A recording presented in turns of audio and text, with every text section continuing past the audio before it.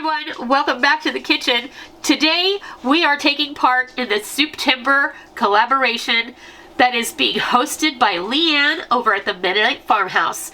And today my contribution is going to be my version of pasta fagioli.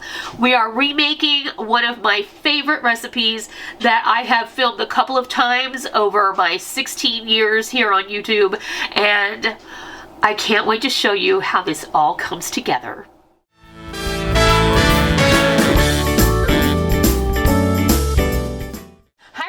Welcome back to the kitchen. Today we are taking part in Souptember, hosted by Leanne over at the Mennonite Farmhouse channel. I would like to thank her for inviting me.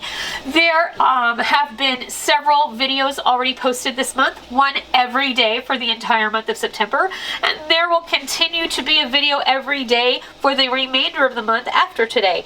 Now remember, you need to leave a comment on every video to be eligible for the prize at the end of the month, and that will be announced in a live stream, I believe on October 2nd. I will double check, but all of the information will be listed down below in my description box, so be sure and have a look at that. And also you will be able to find a list of all of the participants as well as links to their channels. My contribution to Souptember is going to be a remake of my very old video for pasta fagioli, and that is my very favorite comforting Italian soup that eats like a meal, and it is so yummy and so easy to make. It's a very awesome example of a pantry meal because almost all of the ingredients come out of your pantry and your freezer, and it's very simple to make, it's very simple eating, and it makes a lot, so you can make leftovers out of this, and it's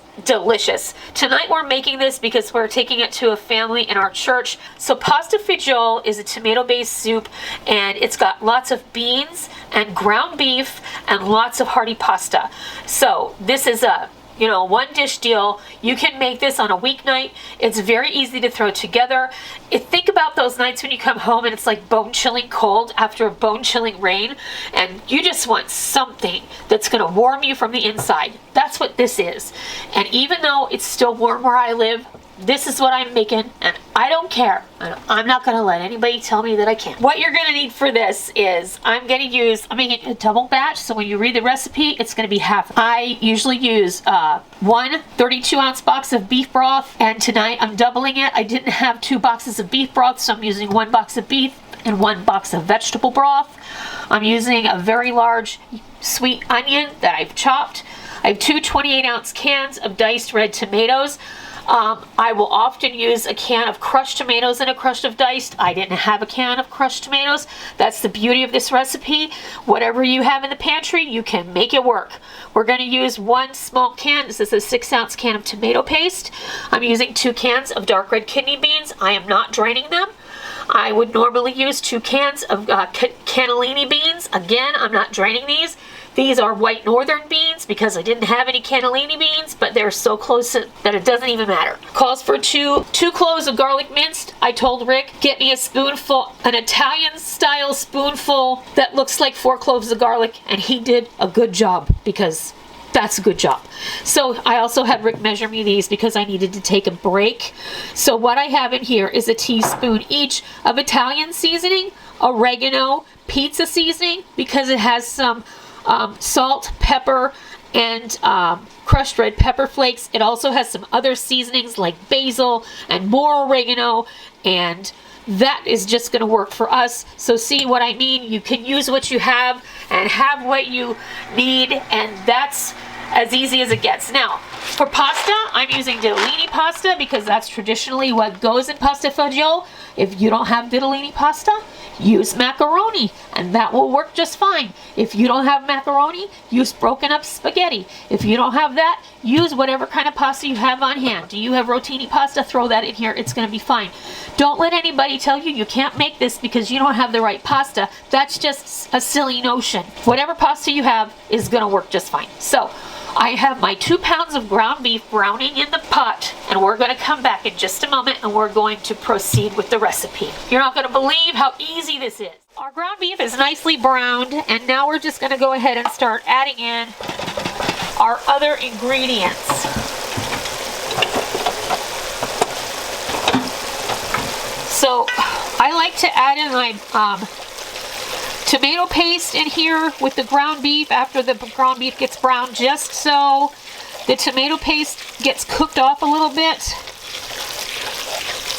and it loses any tinny flavor that it might have.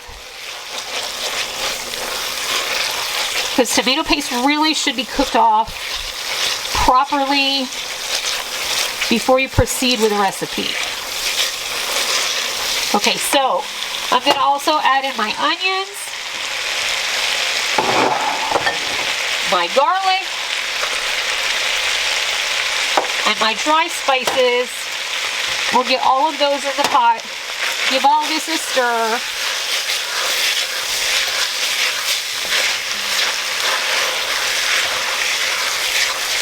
It does. I wish I could smell it. You guys know, and I apologize for my voice, my raspiness. You know, anybody who's watched any of my updates knows that I'm kind of dealing with this thing. Nobody knows what's wrong with me, but I can't smell, and I can't taste, and I can't breathe in or out of my nose. So I can cook, but, you know, I can't really enjoy any of it.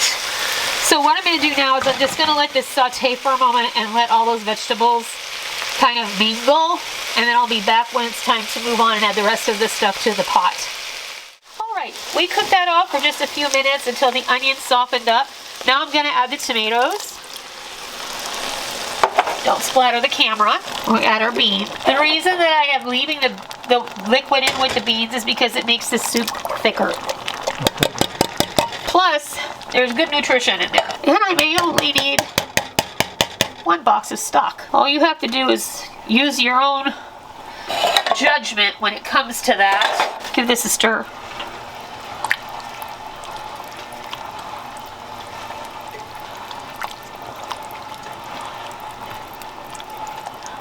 Now we're going to add our 4 cups of beef stock.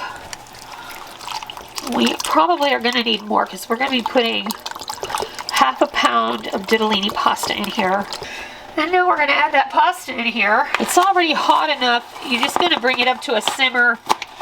It won't take long to do that. We're going to add approximately half this box.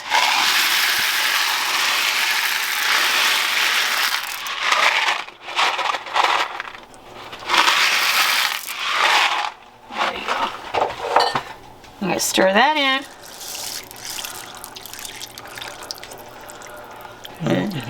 They look like melty beans, it's true.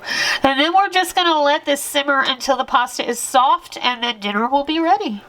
And we'll be back when it's time to serve. Well, there you have it.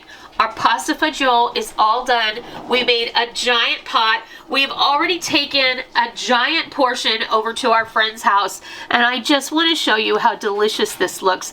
Look how plump that pasta got. It's full of beans, pasta, ground beef, and it's just delicious. It's a perfect bowl of soup. It's so comforting and yummy. It's hearty. It's going to warm your belly. It's going to make you satisfied, and it's going to just warm your heart.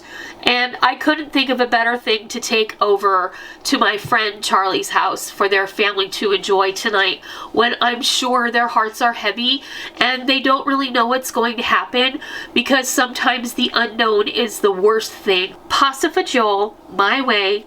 Maybe this isn't the way you make it, but this is very similar to the way they make it at the Olive Garden. If you have ever eaten pasta fagioli at the Olive Garden, this is very similar to the way they make it. It may not be exact, but it's very similar, and it may be what you have enjoyed when you have eaten there. I know a lot of people like the zuppa toscana, and that is a delicious soup. I will give that to you, but this, every time I will choose this one, and honestly, this is my favorite, and it has always been my favorite, and I hope that you give it a try, and I hope it will be your favorite too. I hope that you will check the information box down below the video, and I hope that you will go and check out all of the videos that have taken place so far this month in September, and I hope that you will continue to check out all the videos that are to come for the remainder of the month of September, and I hope that you will leave a comment below each one so that you will be eligible for the prize. Make sure that you check the date where they were going to be giving away that prize during a live stream, and I hope that you give this a try. I hope that you love it, and until next time, I'll see ya!